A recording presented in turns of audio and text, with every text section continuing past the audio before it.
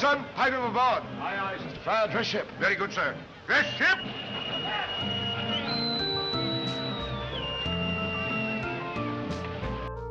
A Brief History of Man's Maritime Mastery.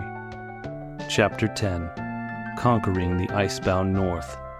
Henry VII of England was no warrior king.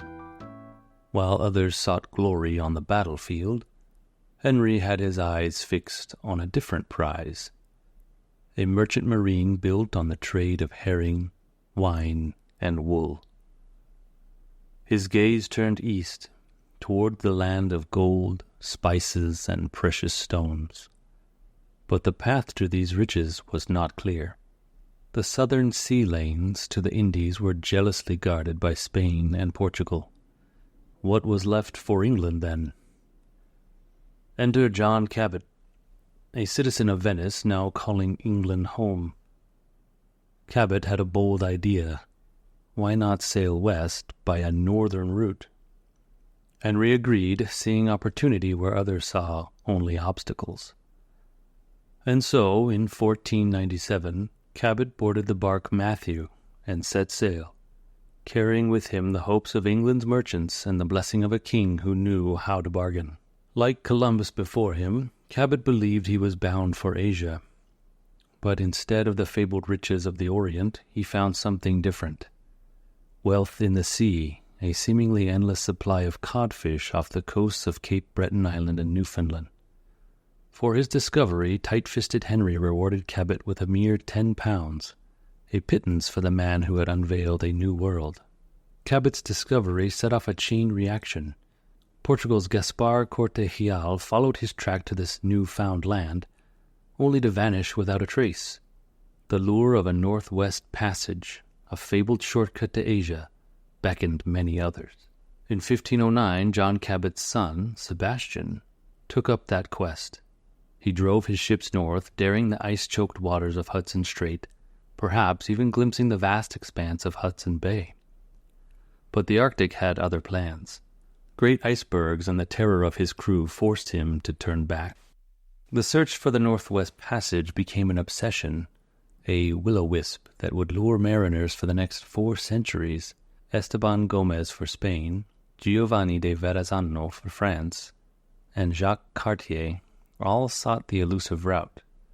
Cartier even sailed up the mighty St. Lawrence River, only to be halted by rapids he named for distant China, the Lachine. Safe and warm in his own study, the great map-maker Mercator boldly proclaimed that the way to Cathay through the north was doubtless very easy and very short. But reality was far more treacherous. Sir Hugh Willoughby, carrying England's hopes, ventured north around Norway, only to meet a frozen fate in Lapland. And William Barents of Holland, who put Spitzbergen, Novaya Zemlya, and the Barents Sea on the map, was ultimately claimed by the unforgiving Arctic. The quest for the Northwest Passage was more than a search for a trade route. It was a testament to human endurance, curiosity, and the relentless pursuit of the unknown, a pursuit that for many would end in icy silence. On Arctic and Antarctic voyages, man meets an unyielding foe, the white, silent killer, cold. This relentless enemy weakens the body, assails the mind, numbs the senses, and dulls the courage of even the most seasoned sailor. It creeps into every corner, every crevice, slowly but surely assaulting the ships on which these sailors ply their trade. Frozen gear refuses to run through the blocks. Sails freeze and must be handled with bare hands, for gloved fingers cannot claw canvas as needed. In these frigid seas, only men of an iron constitution and supreme confidence dare to venture. Men like Martin Frobisher, one of Queen Elizabeth's indomitable sea dogs. In 1576, as England's interest in the Northwest Passage revived, Frobisher threaded his way among Greenland's icebergs, battled through a tempest that nearly capsized his ship, the Gabriel, and crossed to Baffin Island. He ventured into the bay that now bears his name. When he encountered the people living within those islands, he believed, like many of his time, that he had Asia on his right and America on his left. 10 years later, another intrepid explorer, John Davis, took up the challenge.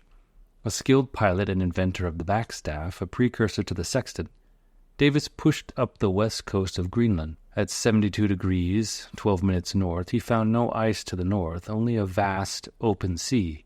Davis, who mistakenly thought America was an island, underestimated the scale of the problem.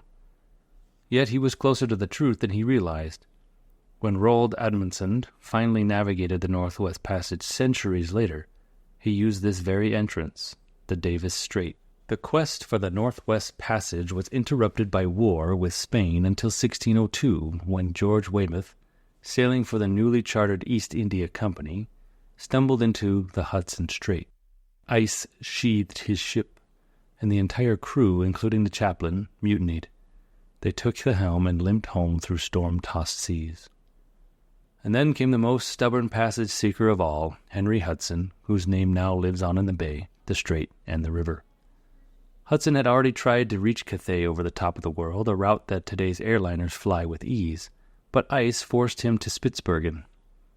Undeterred, he attempted the northeast route again, only to be blocked by ice once more. Sailing now for the Dutch, Hudson turned his attention to the Hudson River. In 1610, Hudson wrestled Weymouth's old ship, the Discovery, into the Hudson Strait, dodging icebergs and braving the furious turbulence at the strait's entrance. Ice beset the little ship, and the men muttered of turning back.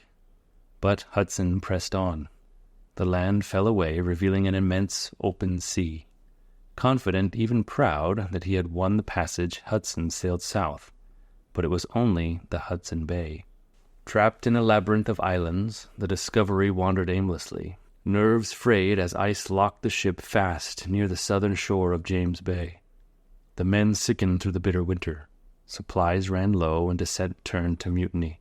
When spring finally broke the ice, the starving and homesick crew accused Hudson of concealing food. Mutiny flared on June 22, 1611. The ringleaders set Hudson, his son, and 7 loyal men adrift in a shallop, with neither food, drink, fire, clothing, nor any other necessities, and then sailed for home.